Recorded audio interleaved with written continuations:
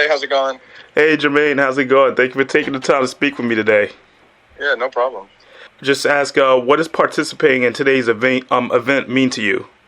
It means a lot. I got to know Brian Weeks, who kind of put this all together, and I serve on the board of PLT, which is the leading sponsor of this event. And when I joined the board at PLT, our tagline was "Give Golf Grow." And when I was brought this opportunity to come out here by Brian to participate in this event, it was a no-brainer for myself. Just the meaning behind it, the support behind the First Responders Children's Foundation. My younger brother, just recently became a police officer, so there's a lot of things that brought me out here to be able to support, knowing that I have a family member who's a first responder and all the families across the country who ultimately make the sacrifice that each first responder makes. And so it was just a no-brainer for me to come out here and be able to support. It's such a great event. It's the first year. We're looking to make this a foundational event to be able to.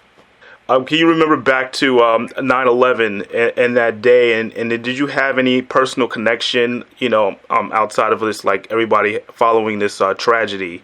Can you just remember anything back from that day?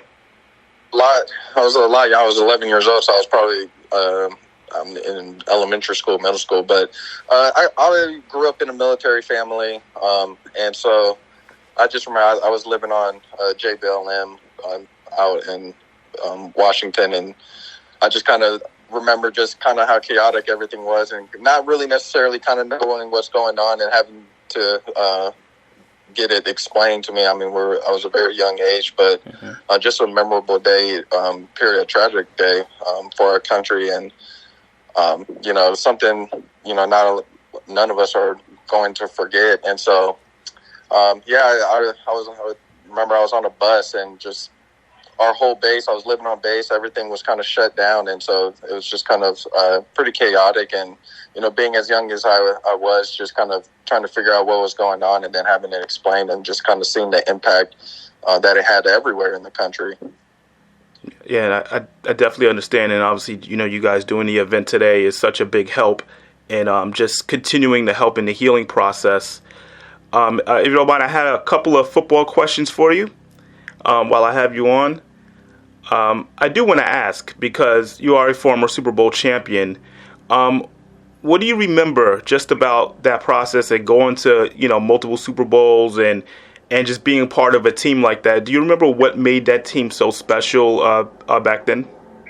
Yeah, I mean, Pete Carroll, our head coach, just did absolutely a great job in creating culture. And I think that's kind of like one of the biggest keys when you got teams that are winning Super Bowls or success in everything. And that's kind of what you kind of see at this event today, is just building a culture with the people on the same mindset, the same goals, and, coming together as a collective to achieve one goal. And so Pete did such a great job of bringing people from all over the country to be able to buy into one idea and one goal, and being able to get people to rally around that. I definitely understand. And obviously in the Super Bowl, you had one of the greatest catches in the game's history. I kind of asked, how often are you asked about the catch, and what do you remember most about it? I mean, it comes up as the what if catch. Mm-hmm. Okay. But no, I mean, I'm assuming you're talking about Super Bowl 49. Yes. Yeah. It's just a really competitive play in one of the biggest moments, one of the biggest games of the year, and you always try to go out there and just compete. Conditions, everything, and so every chance we get out there, if we're competing, it's going to be no different today out there. I'm coming out here to compete in this golf tournament, and so. It's just kind of built in my DNA to just compete and fight for everything. And that's kind of just what that scenario was just fighting for the ball to kind of make a play. No, it's definitely, like I said, people still talk about it. I have one more question, and I know you're a proud Washington Husky alum. I do a lot of coverage with the Kansas City Chiefs, and I'm just curious, what are your thoughts on fellow alum Trent McDuffie, just starting his career off now, becoming an All-Pro, and potentially going for a three-peat? It's just to start his career. Yeah, I mean, I got to watch Trent play up and close and personal. I was on the coaching staff a little bit when he was playing at Washington, and you just automatically seen the talent that he had. Just through his work ethic, how he goes about his business on non-game days. He's a hard worker. He's always trying to perfect his craft. University of Washington has a lineage of great DBs to come out of there, and he's just continuing that legacy. And just a tremendous hard worker, super awesome person, and it kind of just translates into what he's doing out there on the field. And back-to-back Super Bowls, going for a three-peat.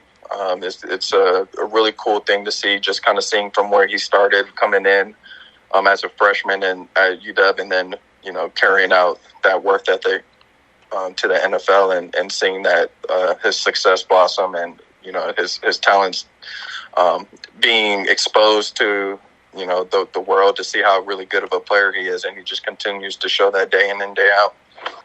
He definitely does. And Jermaine, thank you once again for taking the time, and good luck in the first Golf Classic, and just everything that you're doing is definitely appreciated. So thank you.